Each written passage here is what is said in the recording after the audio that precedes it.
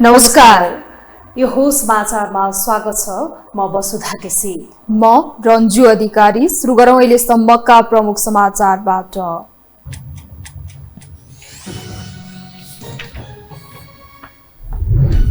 जाजरकोट भूकम्पमा मृत्यु हुनेको संख्या 157 पुग्यो। घाइतेको उद्धार जारी। गम्भीर भएकालाई काठमाडौँ ल्याइयो। प्रभावित क्षेत्रमा 3वटै सुरक्षा संयन्त्र खटिए। भूकम्प प्रभावित क्षेत्रमा दिनभर प्रधानमन्त्री सक्रिय। पीडितलाई ढाडस। प्रभावित क्षेत्रमा सहयोगको ओहिरो। विपदमा सहयोग गर्न अन्तर्राष्ट्रिय समुदाय पनि इच्छुक।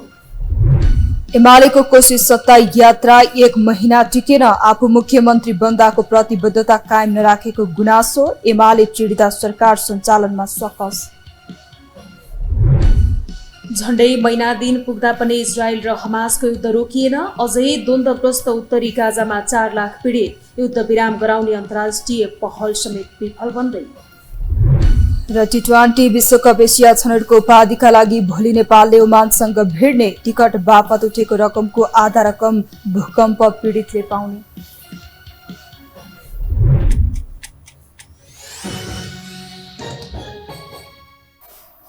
अब समाचार विस्तारमा।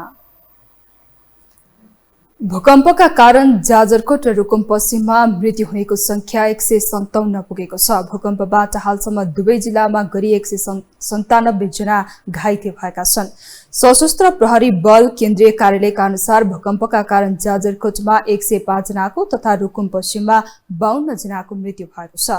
यसैगरी भूकम्पबाट जाजरकोटमा 105, रुकुम पश्चिममा 85, दैलेख र बैतडीमा 3 तथा रोल्पामा 1 जना घाइते भएका छन्। घाइतेलाई उपचारका लागि नेपाली सेनाको हेलिकप्टरबाट नेपालगञ्ज, काठमाडौँ तथा अन्य ठाउँमा ल्याउने क्रम जारी छ। यसैबीच भूकम्पमा गम्भीर घाइते भएका 8 जनालाई थप उपचारका लागि काठमाडौँ ल्याइएको छ। नेपाल वायु सेवा निगमको ट्विन अटर जहाज मार्फत उनीहरूलाई महाराजगञ्ज स्थित त्रिवी शिक्षण अस्पतालमा भर्ना गरिएको छ।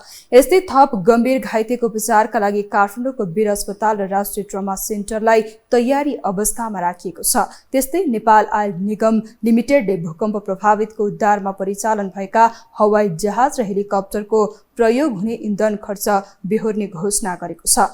निगमले एक विज्ञप्ति जारी गर्दै विपदको घडीमा भूकम्प प्रभावित क्षेत्रमा राहत तथा उद्धार कार्यमा खटिएका नेपाल एयरलाइन्स र नेपाली सेनाको हवाई जहाज एवं हेलिकप्टरमा प्रयोग हुने हवाई इन्धन बापतको खर्च बेहोर्ने घोषणा गरेको हो।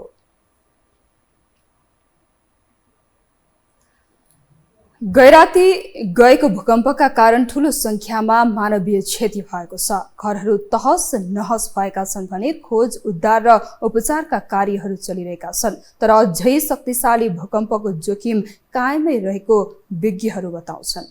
एक रिपोर्ट।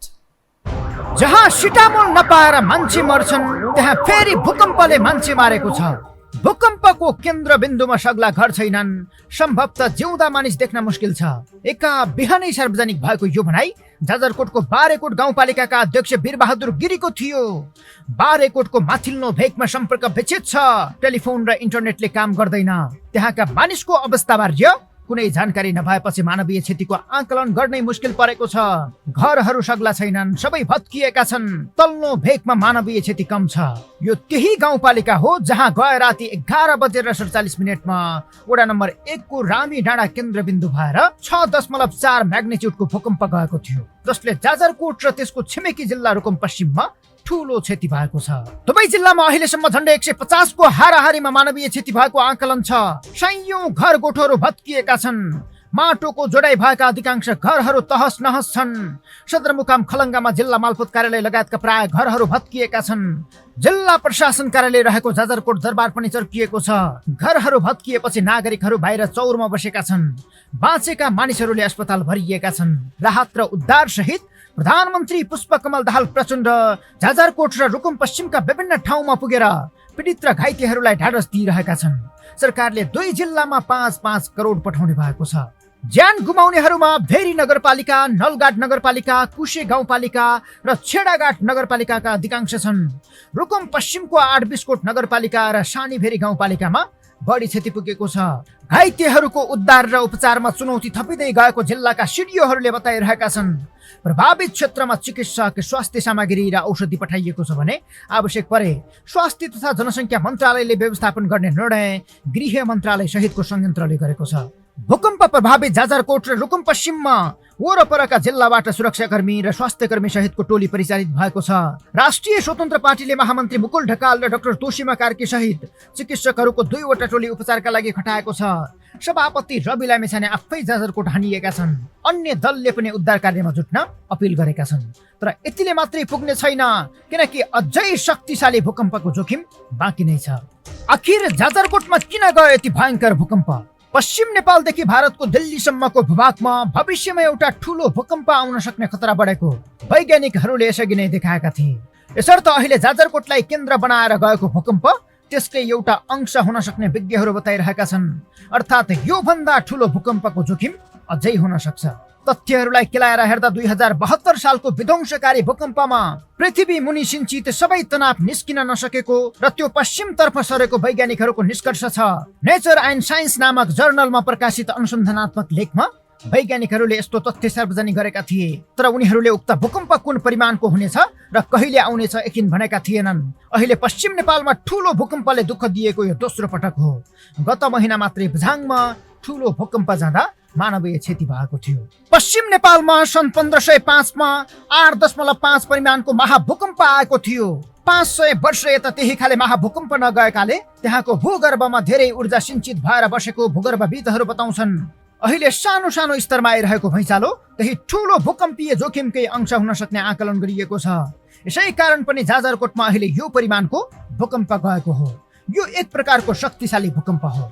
खास गरी भारत र तिब्बतको बीचमा पर्ने नेपाल उच्च भूकम्पीय जोखिमको क्षेत्र हो, किनकि यो क्षेत्र भारतीय र तिब्बतीय प्लेटहरू ठोक्किने स्थान पनि हो। फलत नेपाल सधैँ ठूलो भूकम्पको जोखिममा छ। 72 सालपछिको ठूलो भूकम्प। 2072 सालको महाभूकम्पपछि संयुक्त राष्ट्रसङ्घको ब्युरो अफ क्राइसिस प्रिभेन्सनले विश्वका 198 देशमध्ये नेपाल भूकम्पीय उच्च जोखिमको 11औं स्थानमा रहेको निष्कर्ष निकालेको थियो। त्यति बेला 8700 बढीले ज्यान गुमाएका थिए। करिब 6 लाख भौतिक संरचनाहरू ध्वस्त भएका थिए, जसबाट 22,000 भन्दा बढी मानिस घाइते र कयौं अङ्गभङ्ग भए। किनकि त्यो निकै शक्तिशाली अर्थात् 7.8 रेक्टर स्केलको भूकम्प थियो। अहिले पनि 6.4 म्याग्निट्युडको भूकम्प गएको हो। 72 सालको भूकम्पले पश्चिम नेपाललाई खासै चोट दिएको थिएन। पोखरा भन्दा पश्चिमको भूभागतिर खासै ठूलो कम्पन पनि गएन। तर त्यो कम्पनको शक्ति सञ्चय अहिले पश्चिम नेपालमा विस्फोट हुन खोजिरहेको छ। यसै कारण अझै ठूलो भूकम्पको जोखिम कायमै रहेको छ। यो हो टेलिभिजनका लागि सन्तोष विके थापा, काठमाडौँ। शुक्रबार राति जाजरकोटलाई केन्द्रबिन्दु बनाएर गएको 6.4 म्याग्निट्युडको भूकम्पले पश्चिममा ठूलो जनधनको क्षति हुँदा देश नै शोकमग्न छ। जुन विपदबाट निस्किन तथा उद्धार र पुनर्स्थापनाका लागि देश नै एकजुट बन्दा सहयोगी हातहरू बढिरहेका छन्। जहाँ यसैलाई गलत प्रयोग गर्ने तत्त्व समेत सक्रिय हुने डर उत्तिकै रहँदा कस्तो छ त आर्थिक सहयोगको अवस्था? एक रिपोर्ट। जाजरकोटलाई केन्द्रबिन्दु बनाएर गएको भूकम्पले पश्चिम नेपालमा ठूलो जनधनको क्षति हुँदा त्यसबाट माथि उठ्न सहयोगी हातहरू अघि आएका छन्। भग्नावशेषमा पुरिएकाहरूको उद्धार, घाइतेहरूको उपचारदेखि राहत र पुनर्स्थापनाका लागि भन्दै आर्थिक सहयोग गर्नेहरू बढिरहेका छन्। जहाँ केन्द्र सरकारले तत्कालका लागि जाजरकोट र रुकुम पश्चिममा 5-5 करोड रुपियाँ पठाउने भएको छ। सरकारका विभिन्न सरकारवाला निकायसँगको छलफलपछि गृह मन्त्रालयले तत्कालको राहतका लागि स्वीकृत मापदण्ड बमोजिम जिल्ला विपद व्यवस्थापन कोषमा 5-5 करोड रुपियाँ पठाउने निर्णय गरेको हो। प्रभावित क्षेत्रमा प्रदेश सरकारहरूबाट पनि धमाधम सहयोग जुट्न थालेको छ। बागमती सरकारले 1 करोड 50 लाख रुपियाँ, कोशी प्रदेश सरकारले 1 करोड रुपियाँ, सुदूरपश्चिम प्रदेश सरकारले 1 करोड रुपियाँ र लुम्बिनी प्रदेश सरकारले 1.5 करोड रुपियाँ सहयोग गर्ने भएका छन्। नेपाली कांग्रेसले पनि तत्कालै 50 लाख रुपियाँ सहयोग गर्ने घोषणा गरेको छ। राम्रो खबर के छ भने अहिले देशभरिबाट जाजरकोट र रुकुममा भएको क्षतिप्रति सहानुभूति, सहयोगको भावना चाहिँ स्प्रिट देखिएको छ। सबै राजनीतिक दल, नागरिक समाज, सुरक्षाकर्मीहरू त पुरै खटिराख्नु भएको मैले प्रत्यक्ष देखेँ नै। त्यसको साथसाथै मलाई जाजरकोट रुकुममै हुँदा विदेशबाट हाम्रा मित्र राष्ट्रहरूले पनि के सहयोग चाहिन्छ हामी तयार छौँ भनेर मलाई फोनमा जानकारी दिनुभएको छ। यता रूपन्देहीको तिलोत्तमा नगरपालिकाले भूकम्प प्रभावित जाजरकोट र रुकुम पश्चिमलाई 10 लाख रुपियाँ आर्थिक सहयोग गर्ने निर्णय गरेको छ। नगर कार्यपालिकाको आकस्मिक बैठकले आर्थिक सहयोगसँगै घाइतेको उपचारका लागि जनस्वास्थ्य निरीक्षक रामेश्वर ढकालसहित 5 जना स्वास्थ्य कर्मीको टिम, एम्बुलेन्स, औषधि, त्रिपाल, उद्धार सामग्री सहित जाजरकोट र रुकुम पश्चिम पठाउने निर्णय समेत गरेको छ, जहाँ सरकार पनि तदारुकताका साथ प्रभावितहरूको सहयोगमा लागि परेको छ। भूकम्पमा परेकाहरूको उद्धार कार्य सकिएको अहिलेको अवस्थामा अन्य सरकारी तथा गैर सरकारी निकायले समेत सहयोगको प्रतिबद्धता दिँदा राजनीतिक दलहरूले पनि सकेको सहयोग गर्ने बताएका छन्। त्यस्तै बुद्ध एयरले 1 करोड सहयोग गर्ने प्रतिबद्धता जनाउँदा सामाजिक सञ्जालमा व्यक्तिगत र संस्थागत रूपमा सहयोग माग्नेहरूको बिगबिगी नै देखिएको छ। यसरी बढ्दो सहयोगको भिडमा यस्ता गतिविधि सहयोगको दुरुपयोग हुन सक्ने तथा पारदर्शिता नहुने खतरा समेत उब्जिएको हो। फलत सहयोग घोषणा गर्नेको संख्या बढ्दै गर्दा प्रहरीले भने सावधानी अपनाउन आग्रह गरेको छ। भूकम्प पीडितहरूलाई इन्टरनेट वा अन्य माध्यमबाट आर्थिक वा अन्य सहयोग गर्दा सहयोग माग्ने व्यक्ति, सङ्घ संस्थाहरू आधिकारिक हो वा होइन निश्चित गरेर मात्र सहयोग गर्न आग्रह गरेको प्रहरीले सहयोगको नाममा इन्टरनेटबाट हुने स्क्यामर र एक्सप्लोइटरहरूबाट सावधान रहन सचेत नै गराएको हो। यसैलाई मध्यनजर गर्दै गृह मन्त्रालयले त भूकम्प प्रभावितको उद्धार र राहत नै एकद्वार प्रणालीबाट गर्ने निर्णय नै गरेको छ। हामी अहिले सङ्घीय सरकार, प्रदेश सरकार र स्थानीय सरकारसँग समन्वय गरेर यो सर्च, रेस्क्यु र रिलिफका कामहरू अगाडि बढाइराखेका छौँ। त्यस अन्तर्गत अहिले मात्रै पनि हामीले 2टै जिल्लालाई हामीले केन्द्रीय चाहिँ व्यवस्थापन यो राहत व्यवस्थापन कोषबाट हामीले 5-5 करोड रुपियाँ तुरुन्तै पठाउने निर्णय अहिले नै गरिसकेका छौँ। त्यस पछाडि हामीले यो सबै हाम्रो चाहिँ उद्धार र राहतका कामहरू, विशेष त यो राहतका कामहरू चाहिँ एकद्वार प्रणालीबाट लागू गर्ने हामीले निर्णय पनि हामीले गरिसकेका छौँ। भूकम्प प्रभावित क्षेत्रमा राहत प्याकेज घोषणाका लागि आइतबार बिहानका लागि मन्त्री परिषद बैठक बोलाइएको छ। शनिबार साँझसम्म क्षतिको विवरण सङ्कलन गरी आवश्यक राहतको घोषणा गर्ने तयारी सरकारले गरेको छ। भूकम्पले पश्चिम नेपाल प्रभावित हुँदै गर्दा विपद विरुद्ध लड्न पुरा देश नै एकजुट देखिँदा केन्द्रदेखि स्थानीय तहसम्मले देखाएको यो तदारुकता प्रशंसायोग्य छ। प्रधानमन्त्री नै स्वयंले देखाएको सक्रियता र उपचार र उद्धारमा गरिएको परिपक्व व्यवस्थापनले प्रभावितका घाउमा मलम लगाउने काम गर्दा घोषित सहयोगलाई प्रभावितसम्म पारदर्शी ढङ्गले पुर्याउनु नै अबको प्राथमिकता हो, जसतर्फ ध्यान पुग्न नसके विपदमा देखिएको यो एकजुटता र मानवीय सहायताको पवित्र लक्ष्यमा समेत फाइदा लुट्नेहरू सक्रिय बन्ने खतरा उत्तिकै छ। अब बाँकी समाचार। जाजरकोटको बरीकोट गाउँपालिका 1 रामी डाँडा केन्द्रबिन्दु बनाएर गएको भूकम्प पीडितहरूका लागि अन्तर्राष्ट्रिय सहयोग समेत जुट्न थालेका छन्। छिमेकी देश भारतका प्रधानमन्त्री नरेन्द्र मोदीले आवश्यक सहयोग गर्न भारत तयार रहेको बताउनु भएको छ। जनधनको क्षति भएको केही बेरमै सामाजिक सञ्जाल एक्स मार्फत उहाँले नेपाललाई आवश्यक पर्ने जुनसुकै सहयोग गर्न तयार रहेको बताउनु भएको हो। यस्तै भूकम्प पीडितहरूका लागि विश्व खाद्य कार्यक्रमले 5 मेट्रिक टन चामल पठाउने भएको छ। सूचना सञ्चार तथा प्रविधि मन्त्रालय स्रोतका अनुसार आजै 5 मेट्रिक टन चामल पीडितका लागि पठाइने भएको हो। जाजरकोटका लागि 3 र रुकुम पश्चिमका लागि 2 मेट्रिक टन चामल नेपालगञ्ज सुर्खेत हुँदै पीडित भएको ठाउँसम्म पठाउन लागि हो। यस्तै नेपाल स्थित अमेरिकी दूतावासले जाजरकोट भूकम्प प्रति दुःख व्यक्त गर्दै आवश्यक सहयोग गर्ने जनाएको छ।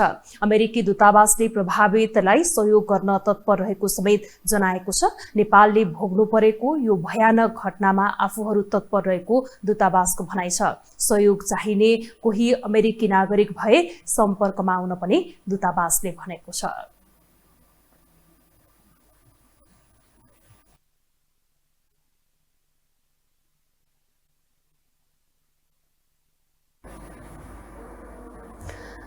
पश्चिम नेपालको जाजरकोट केन्द्रबिन्दु बनाएर शुक्रबार राति 6.4 म्याग्निच्युडको भूकम्प गयो। रातको समयमा गएको शक्तिशाली भूकम्पका कारण ठूलो जनधनको क्षति भएको छ। बजाङमा 6.3 म्याग्निच्युडको भूकम्प गएको महिना दिन नबित्दै गैराती जाजरकोटमा भूकम्प गएको हो। नेपालको यो क्षेत्र अझै पनि भूकम्पको जोखिममा रहेको भूकम्पविदको भनाइ छ। पश्चिम नेपालमा लगातार भूकम्प किन गइरहेको छ त? एक रिपोर्ट। गत असोज 16 गते सुदूरपश्चिम प्रदेशको बझाङ जिल्लाको चैनपुर केन्द्रबिन्दु बनाएर 6.3 रेक्टरको भूकम्प गएको थियो। ससाना परकम्पनहरू गइ नै रहेका थिए। बझाङमा भूकम्प गएको महिना दिन नबित्दै शुक्रबार राति जाजरकोट केन्द्रबिन्दु बनाएर 6.4 म्याग्निट्युडको भूकम्प गयो। रातको समयमा गएको शक्तिशाली भूकम्पका कारण जाजरकोट र रुकुममा ठूलो जनधनको क्षति भएको छ। पछिल्लो समय पश्चिम नेपाल लगातार भूकम्पको परकम्प र समय समयमा शक्तिशाली भूकम्पको केन्द्र बनिरहेको छ। 2079 कार्तिक 23 गते डोटी केन्द्रबिन्दु बनाएर 5.7 रेक्टर र 6.6 रेक्टरको भूकम्प गएको थियो। डोटीमा गएको भूकम्प वर्षकै सबैभन्दा ठूलो भूकम्प समेत थियो। त्यस्तै बाजुरा, दार्चुला, अछाम, डोल्पा लगायतका विभिन्न जिल्लाहरूमा परकम्पहरू निरन्तर जस्तो गइरहेका छन्।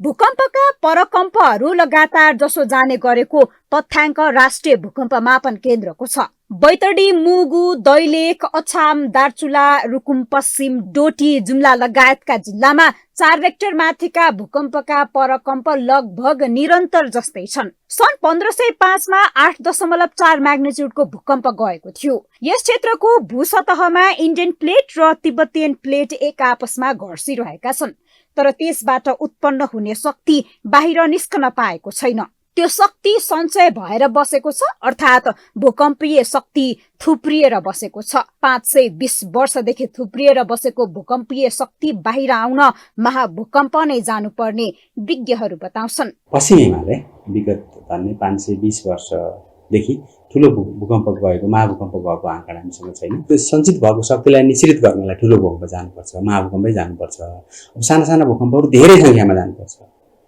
जस्तै अब परकम्पहरू अहिले त हामीले 5 वटा 7 वटा 10 वटा भन्यौँ, त्यो सानो परकम्पहरूले ठुलो ऊर्जालाई चाहिँ निश्चित गर्न सक्दैन। 8 भन्दा अहिले हामीले महाभूकम्प भनिरहेको छौँ नि। अब हामीले गोर्खादेखि पश्चिम देहरादुनसम्मको जुन भूभाग छ यो चाहिँ लामो समयदेखि भूकम्प नभएको र अब निकट भविष्यमा ठुलो भूकम्प जाने क्षेत्र भनेर विभिन्न वैज्ञानिक अध्ययन अनुसन्धानले देखाइरहेको छ। अब त्यसमा चाहिँ अब कि त यस्ता 5 का 4 का अब यसका 100औं हजारौं भूकम्पहरू जानु पर्यो, त्यो पनि गइरहेको छैन। भनेपछि अब त्यो सबै सञ्चित शक्ति निश्चित हुनलाई ठुलो महाभूकम्प 8 भन्दा माथि 8 वा त्योभन्दा माथिको पनि जानुपर्छ भन्ने चाहिँ वैज्ञानिक मान्यता छ। एकपछि अर्को भूकम्पको धक्काले सर्वसाधारण आतंकित छन्। लामो समयदेखि थुप्रिएर बसेको भूकम्पीय शक्ति सासाना परकम्प आउँदैमा सकिँदैन। महाभूकम्प नगएसम्म यो क्षेत्र भूकम्पको जोखिममा नै रहेको राष्ट्रिय भूकम्प मापन केन्द्रले जनाएको छ। त्यसैले भूकम्प गएपछिको विपद व्यवस्थापन साथसाथै भूकम्पीय जोखिम न्यूनीकरण गर्न भौतिक संरचना निर्माण र जनसमुदायमा सचेतना जगाउने जस्ता पूर्व तयारीमा सरकार गम्भीर बन्नुपर्ने विज्ञहरूको सुझाव छ। प्रबलीकरण गर्ने अथवा चाहिँ जोखिम भएको घरमा नबस्ने, टेन्टहरूमा बस्ने। अब पराकम्प गइरहेको बेलामा अब तपाईँले चर्केको घरमा बत्यो भने अर्को पराकम्प जाँदाखेरि त्यो घर भत्किन्छ, कोल्याप्स हुन्छ। त्यसले गर्दाखेरि अब आफ्नो घरको अवस्था हेरेर, आफ्नो संरचनाको अवस्था हेरेर त्यहाँभित्र बस्ने नबस्ने भन्ने कुरा त्यो घर धनीले अथवा घरका सदस्यहरूले नै निर्णय गर्नुपर्ने हुन्छ। र अब यो चाहिँ भूकम्पीय जोखिम न्यूनीकरण गर्ने भन्ने कुरा एकजनाले, एउटा वडाले अथवा एउटा पालिकाले मात्रै गरेर हुँदैन। यो स्थानीय सरकार, प्रदेश सरकार र चाहिँ सङ्घीय सरकारको समन्वयको आधारमा जनधनको क्षति कसरी गर्ने, अथवा भूकम्प गइहाल्यो अथवा चाहिँ प्रकोप भइहाल्यो भने त्यसबाट चाहिँ कसरी न्यूनीकरण गर्ने र त्यसलाई राहत उद्धार कसरी गर्ने भन्ने कुराहरू सचेत हुनुपर्छ। दक्षिणबाट सर्दै आएको इन्डियन प्लेट उत्तरको युरेसियन प्लेटको मुनि घुस्रिन खोज्ने क्षेत्रमै नेपाल पर्छ। दुई प्लेट बीचको घर्षणका कारण नेपाल सधैँ भुइँचालो जान सक्ने जोखिम क्षेत्रमा पर्छ। 2072 सालमा 7.8 म्याग्निट्युडको गोर्खा भूकम्पको परकम्प दोलखासम्म पुगेको थियो। कार्तिक 5 गते धादिङको खरी केन्द्रबिन्दु बनाएर आएको 6.1 रेक्टरको भूकम्प पनि गोर्खा भूकम्पकै परकम्प भएको विज्ञहरूले बताएका छन्। तर पश्चिम नेपाल क्षेत्रमा शक्ति सञ्चित भए पनि भूकम्प गएको छैन। भूकम्प नगएको क्षेत्रमा कुनै पनि बेला ठूलो भूकम्प जाने खतरा हुन्छ। गैराती जाजरकोटलाई केन्द्रबिन्दु बनाएर गएको भूकम्पले झण्डै 150 को ज्यान गइसकेको छ भने 100 घर भत्किएका छन्। सरकारले उद्धार र राहतका कार्यलाई व्यापक रूपमा सक्रियता बढाएको छ। प्रधानमन्त्रीले आफै विपद स्थलमा पुगेर पीडितहरूलाई ढाडस दिएका छन्। एक रिपोर्ट। प्रधानमन्त्री पुष्पकमल दाहाल प्रचण्ड शनिबार एका बिहानै भूकम्पले तहस नहस भएको क्षेत्रमा पुगे। त्यहाँका घाइते, अङ्ग भङ्ग र मृतकका परिवारसँग भेटे। राहत उद्धार र उपचारमा सरकारको प्रत्यक्ष सहभागिता देखाए। आफैले चढेको हेलिकप्टर घाइतेको उपचारमा प्रयोग गरे। अन्तिममा त्यो हेलिकप्टरलाई उद्धारमै छोडेर प्रधानमन्त्रीको यो सक्रियता विपदका बेला साँच्चीकै देशको अभिभावकले गर्नुपर्ने कर्तव्य थियो। त्यसैले हामी भन्दैछौँ, वाह प्रधानमन्त्रीज्यू, साँच्चीकै देश र जनताप्रति सरकार उत्तरदायी छ भन्ने दुर्लभ अनुभूति गराएकोमा तपाईलाई धन्यवाद छ। कम्तीमा तपाईले त्यो गर्नुभयो जो मुलुकको शासकीय अड्डाको नेतृत्व गरेका कमैले गर्छन्। झन्डै 150 वरिपरि पुग्ने जस्तो देखिन्छ क्याजुअलिटी मृत्यु र सयौंको संख्यामा घाइते, घरहरू हजारौं घरहरू क्षति भएको मैले प्रत्यक्ष जाजरकोटका पनि मुख्य चाहिँ प्रभावित क्षेत्र र रुकुमका पनि मैले सबै क्षेत्र हेरेँ र त्यो अनुभूत पनि भयो। मैले डाक्टरहरू अनि त्यसपछि औषधि उपचारको सबै सामग्री पनि लिएर गएको थिएँ। प्रत्यक्ष रूपमा मैले फेरि थुप्रै घाइतेहरूलाई आफ्नै हेलिकप्टरमा राखेर उद्धार गर्नुभयो। अहिले पनि मैले 2 जना घाइतेहरू यहाँ ल्याएको छु। अहिले साँच्चीकै जाजरकोट र रुकुम पश्चिम महाविपत्तिको आलो घाउमा छन्। जहाँ पातलो त्यही छिर पर्छ भने झैं सिटामोल नपाएर मान्छे मर्ने ठाउँमा आज भूकम्पले झन्डै 150 को ज्यान लिएको छ। त्यही कमजोर भूभागमा प्रधानमन्त्रीको बलियो आठ भरोसा सहितको पाइला परेको हो। महाविपत्तिको घडीमा प्रधानमन्त्री सबैभन्दा पहिला पुगेर घाइतेहरूसँग दुःख बाँडे। मध्यरातिमा गएको भूकम्पपछि जाजरकोट र रुकुम पश्चिम निदाउन सक्ने अवस्थामा थिएनन्। भालेको डाकसँगै आफ्ना आफन्ती भेट्नुभन्दा पहिले पीडितले प्रधानमन्त्रीलाई भेट्टाए। उनले आफ्नै हेलिकप्टरमा घाइतेलाई राखेर उपचार गरिरहेको दृश्य साँच्चीकै कारुणिक छ। हात समाएर दिएको ढाडस, बग्ना बसेस र अस्पतालमा पुगेर बढाएको हौसला विरोधीका आँखामा खुन बग्ने खालको छ।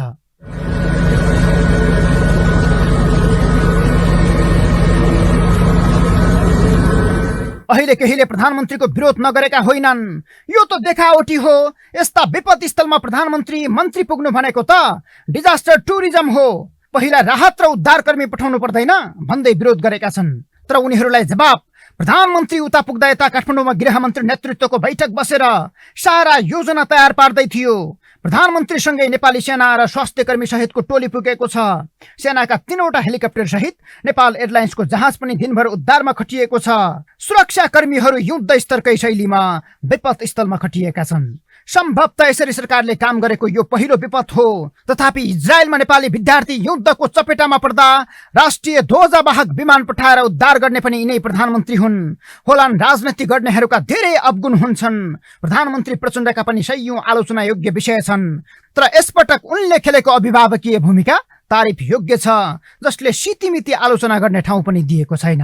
जाजरकोट र रुकुम पश्चिम माओवादीकै नेता शक्तिबहादुर बस्नेत र जनार्दन शर्माको निर्वाचन क्षेत्र हो। दुवै नेता प्रधानमन्त्रीसँगै पुगेर फर्किएका छन्। एक हिसाबले यी क्षेत्र माओवादीका आधार इलाका हुन्। यसै कारण पनि प्रधानमन्त्रीले झनै तदारुकता बढाएको हुन सक्ने टिप्पणी भइरहेका छन्। तथापि अब सरकारको ध्यान घाइतेहरूको उपचार र प्रभावितहरूको पुनःस्थापनाका लागि युद्ध स्तरमै हुन आवश्यक छ। यो हो टेलिभिजनका लागि सन्तोष बेके थापा, काठमाडौँ। गैराती जाजरकोट र रुकुम पश्चिममा गएको भूकम्पले सिर्जित परिस्थितिका कारण सबै राजनीतिक दलहरूले आफ्ना पूर्व निर्धारित सबै कार्यक्रम स्थगित गरेका छन्।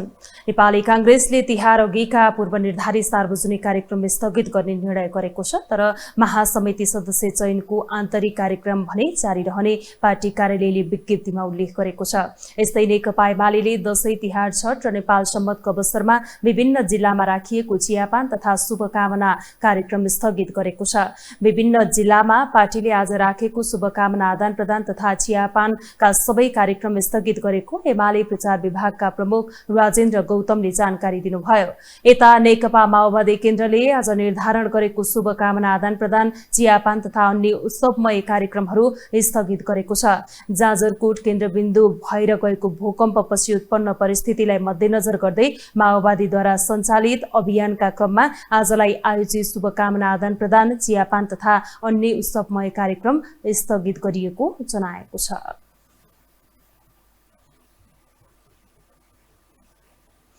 हामीसँग समाचार बाँकी नै छन्, अहिलेलाई विश्राम।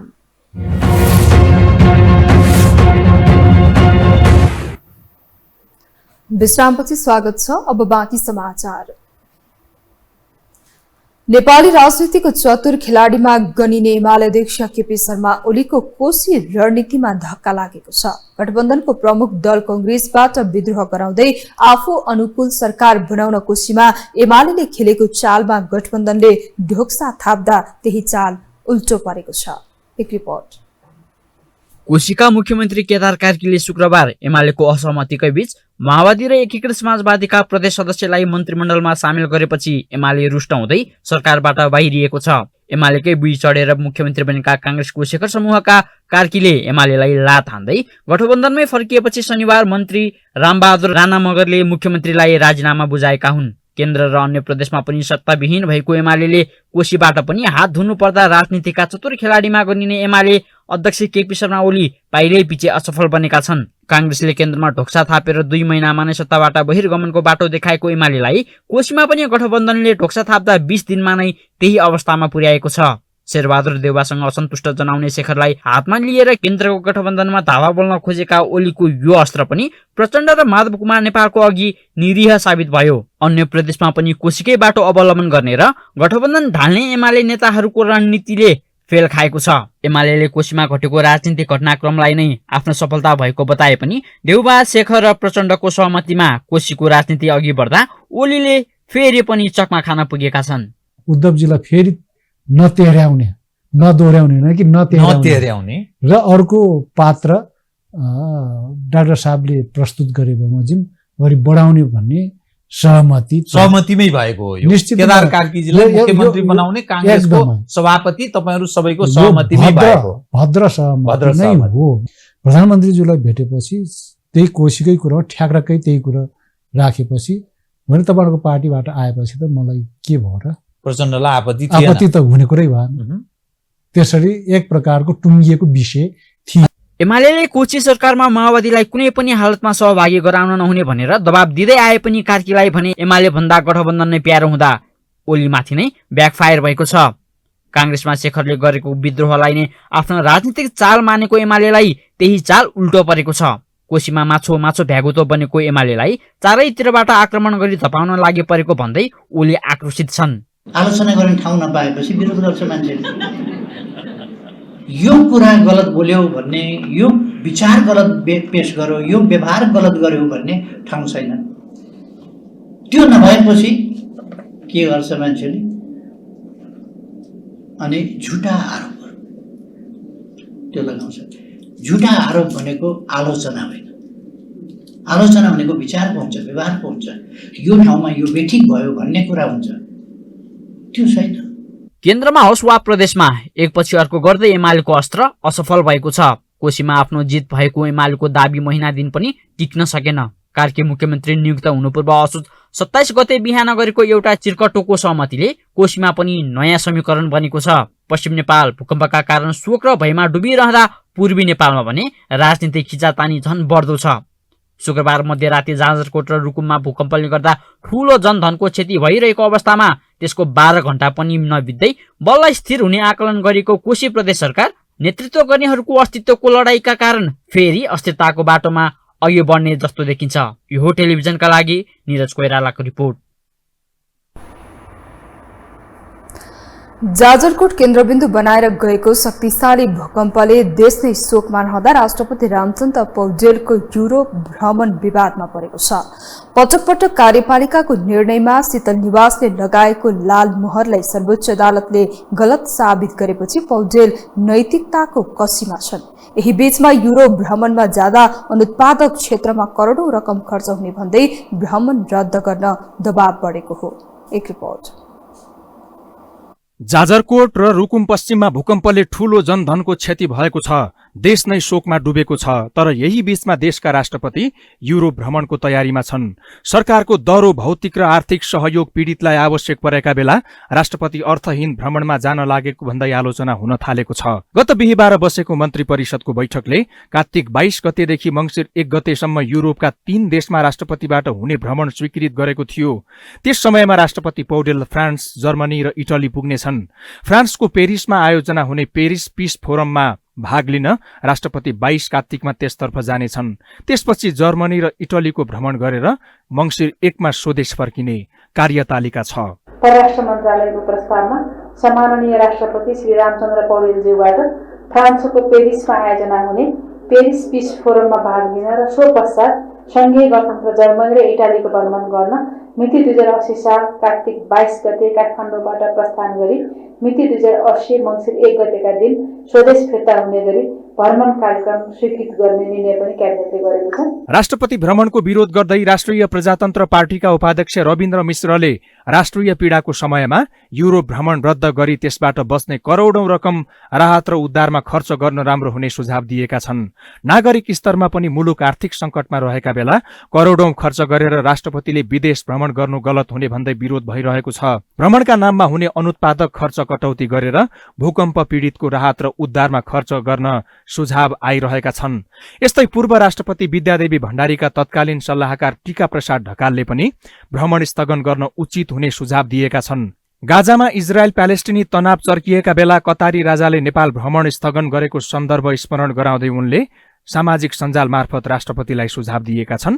भोलि कि पर्सिदेखि हुने भनिएको युरोप भ्रमणमा नजाने घोषणा गर्नुहोस्। 3 देशको भ्रमणमा हुने करिब 10 करोड बराबरको खर्च भूकम्प प्रभावित जनताको राहत र उद्धारमा लगाउने घोषणा गर्नुहोस्। यसबाट थोरै भए पनि गणतन्त्रको इज्जत बच्छ। युरोपेली मित्रहरू लोकतान्त्रिक हुन्, उनीहरूले कुरो बुझिहाल्छन्। यस्तो बेला भ्रमणमा निस्किदा अतिथेय मुलुकमा र मुलुकको प्रतिष्ठा बढ्दछ, न हाम्रो गणतन्त्रको। पछिल्लो समय राष्ट्रपति पौडेल आफै विवादको भुमरीमा छन्। संविधान जोगाउने महत्वपूर्ण कार्यभार पाएका राष्ट्रपति नै स्वविवेकको अधिकार समेत प्रयोग नगरी सरकारका निर्णयमा धमाधम लालमोहर लगाउन थालेपछि आलोचना भइरहेको छ। त्यसमाथि कार्यपालिका र राष्ट्रपतिबाट भएका स्वेच्छाचारी र कानून विपरीतका निर्णयमा सर्वोच्च अदालतले पटक पटक लगाम लगाउँदा राष्ट्रपतिलाई नैतिकताका आधारमा पद छाड्न दबाव बढिरहेको छ। शीतल निवासको लालमोहर अदालतले मेटिदिएको तनाव मेट्न राष्ट्रपतिलाई युरोप भ्रमणमा पठाएको भन्दै सर्वत्र आलोचना भइरहेको छ। अहिले उहाँले रोकिन्छ किनकि मुलुक चाहिँ धेरै अवस्थामा छ। 100 भन्दा बढी मान्छेहरू चाहिँ उहाँ बित्नु भएको छ, कति घायल छ। अनि जाजरको पश्चिमी क्षेत्र चाहिँ एकदम अन्यल परिस्थितिमा छ। त्यस्तो परिस्थितिमा हेड अफ द स्टेट अथवा हेड अफ द गभर्मेन्ट आफ्नो चाहिँ भिजिट क्यान्सल गर्नुपर्छ। पछि गरौँ, अहिले यसमा एक्जिट हुनुपर्छ। यो तपाईँको राम्रो छ। अहिले चाहिँ उहाँले जानु राम्रो त मलाई राम्रो चाहिँ देख्दैन।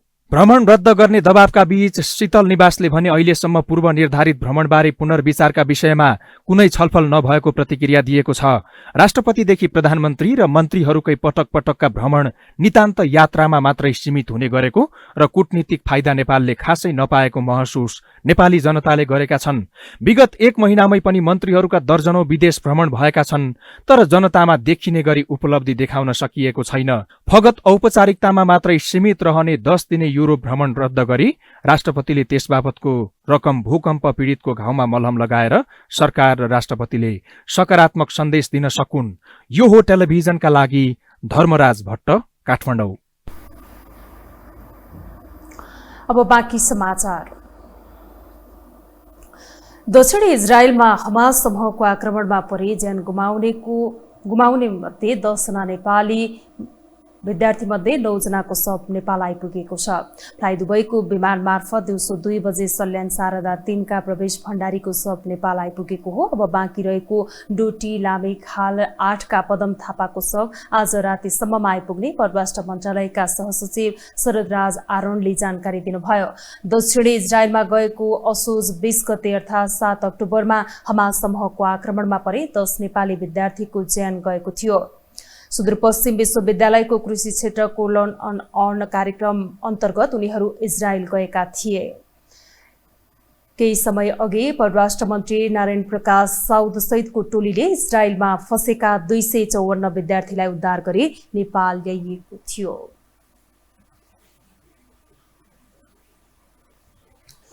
नेपाल र दक्षिण कोरियाका कृषि मन्त्रीबीच 2 देशको कृषि क्षेत्रबीच समझदारीको हस्ताक्षर पत्रमा सम्झौता भएको छ।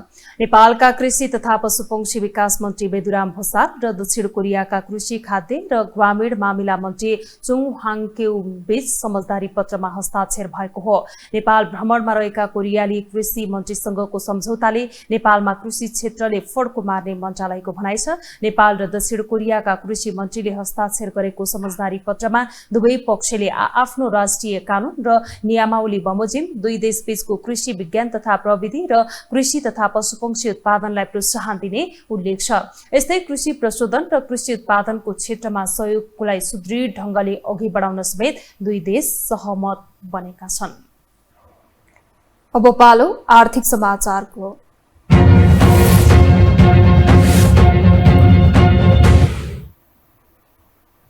नेपाल राष्ट्र बैंकका गभर्नर महाप्रसाद अधिकारीले नेपालको अर्थतन्त्र अनिश्चितताको भुमरीमा परेको बताउनु भएको छ। नेपाल आर्थिक पत्रकार संघको 15औं वार्षिक उत्सवमा बोल्दै गभर्नर अधिकारीले अर्थतन्त्र सकारात्मक दिशामा अघि बढ्ने समयमा आन्तरिक तथा अन्तर्राष्ट्रिय सँगै समस्याले अप्ठ्यारोमा पार्ने गरेको बताउनु भएको हो। उहाँले पछिल्लो समय अन्तर्राष्ट्रिय तथा आन्तरिक रूपमा नेपालको अर्थतन्त्रमा अनिश्चितताको भुमरी देखिएको बताउनु भयो। उहाँले नेपालको अर्थतन्त्रमा भूकम्प र कोभिड महामारीले ठूलो असरपछि अन्तर्राष्ट्रिय रूपमा भएका रुस र युक्रेनको युद्ध नरम हुन नपाउँदै अर्को इजरायल र हमासको युद्ध र शुक्रबारको भूकम्पले थप असर पार्ने बताउनु भयो। गभर्नर अधिकारीले बाह्य क्षेत्र सकारात्मक हुँदा त्यसको फाइदा लिन सक्नुपर्ने बताउनु भयो। क्षेत्रमा हामी कहाँनेर छौं यहाँले हेर्नु भने कुनै बेला एकै वर्षमा हाम्रो 20% घटेको रिजर्भ अहिले 25% भन्दा बेसी बढेर हिस्टोरिकली हाईएस्ट रिजर्भ पोजिसनमा छ। 12.7 महिनाको इम्पोर्टलाई धान्न सक्ने रिजर्भको क्षमता हामीसँग छ। विश्वका देशहरू हेर्नु हो भने सायद कमै देशहरूसँग यो लेभलको रिजर्भ पोजिसन हुन्छ, धेरै कम देशहरूसँग। 10.3% त आयात र सेवालाई धान्ने क्षमता छ। यसले हामीलाई एउटा ठूलो स्ट्रेन्थ चाहिँ राज्यको स्ट्रेन्थ यसले जनाइरहेको हुन्छ। गभर्नर अधिकारीले आयात र सेवालाई धान्ने क्षमताको विदेशी मुद्रा सञ्चित रहेको भन्दै अर्थतन्त्रका यस्ता सकारात्मक पक्षलाई इग्नोर गरेर जान नमिल्ने समेत बताउनु भयो।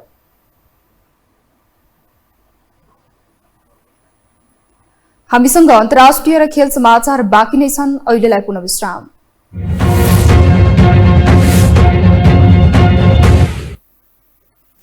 विश्रामपछि स्वागत छ। अब पालो अन्तर्राष्ट्रिय समाचारको।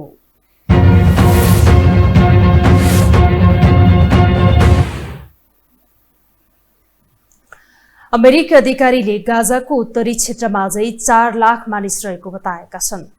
गाजाको उत्तरी भागमा अझै 4 लाख मानिस बसिरहेको अमेरिकी विशेष दूत डेभिड सेटरफिल्डले बताएका हुन्। आज बिहान जोर्डनको राजधानी अम्मानमा पत्रकारहरूसँग कुरा गर्दै सेटरफिल्डले 8 देखि 10 लाख मानिसहरू दक्षिणतिर सरेको भए पनि 4 लाख त्यही रहेको बताएका छन्। पछिल्ला केही हप्तामा इजरायलले त्यहाँका बासिन्दाहरूलाई स्ट्रिपको उत्तरी भागमा खाली गर्न र दक्षिणतिर जान चेतावनी दिएको थियो।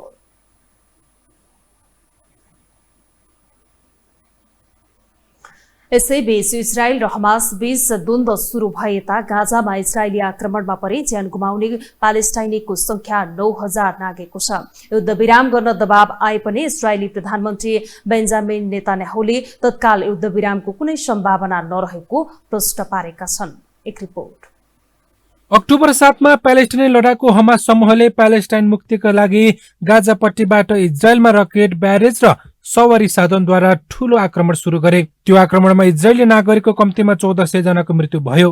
हमास लडाकु समूहले गरेको आक्रमणपछि इजरायलले गाजामा अहिले लगातार आक्रमण गरिरहेको छ, जसमा गाजामा मृत्यु हुनेको संख्या 3760 बालबालिका र 2326 महिला सहित 9061 पुगेको छ। घाइतेको संख्या 32000 नागेको अन्तर्राष्ट्रिय सञ्चार माध्यमले जनाएका छन्। गाजामा आक्रमण रोक्न इजरायलमाथि अन्तर्राष्ट्रिय दबाव बढ्दै गएको छ।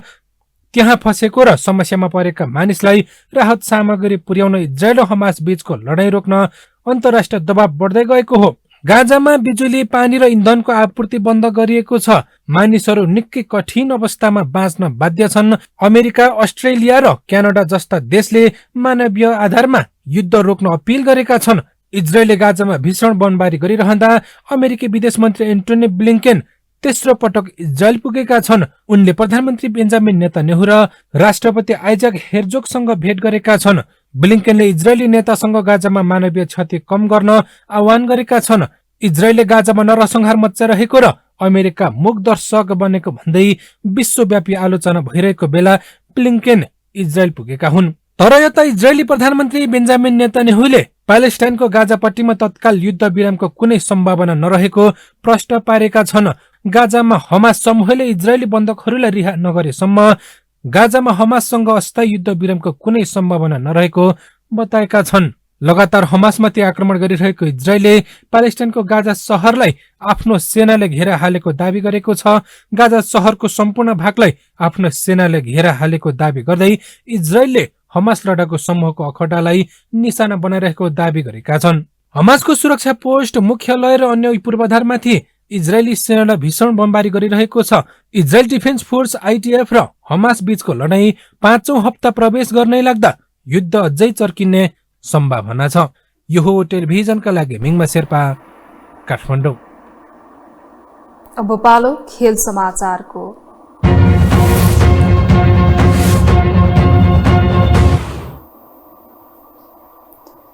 नेपाल क्रिकेट संघ क्यानले भोलि नेपाल र ओमान बीच हुने क्रिकेट प्रतियोगितामा टिकट बापत उठेको रकमको आधा रकम भूकम्प प्रभावितलाई दिने जनाएको छ।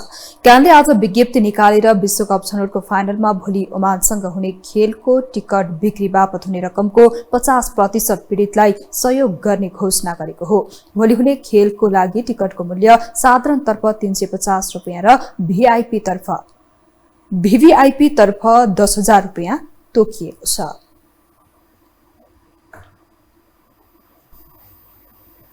खेल समाचार सँगै हामी यो समाचारको अन्त्यमा आइपुगेका छौं। बिदा हुनु अघि अहिलेसम्मका प्रमुख समाचार पुनः एकपटक।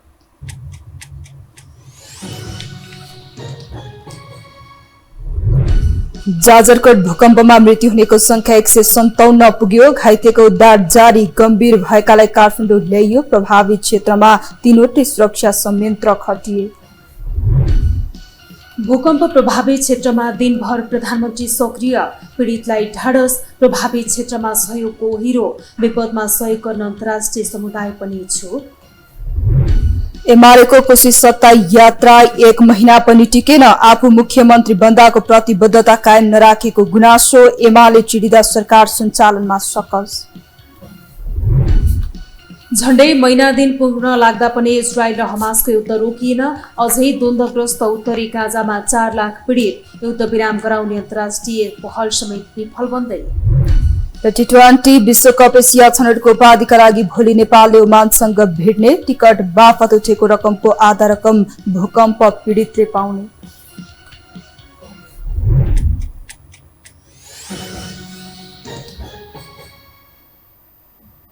हौस् त यो समाचार सकियो। समाचार बुलेटिनका साथै यो टेलिभिजनका सम्पूर्ण कार्यक्रम यो टेलिभिजन.com, यो खबर.com, युट्युब र फेसबुकमा पनि पढ्न र हेर्न सक्नुहुनेछ। मोबाइलमा यो टिभी एप डाउनलोड गरी हामीलाई प्रत्यक्ष हेर्न सक्नुहुनेछ। तथ्यसहितको निष्पक्ष समाचार तथा मनोरञ्जनका लागि हेर्दै रहनुहोला यो टेलिभिजन। नमस्कार।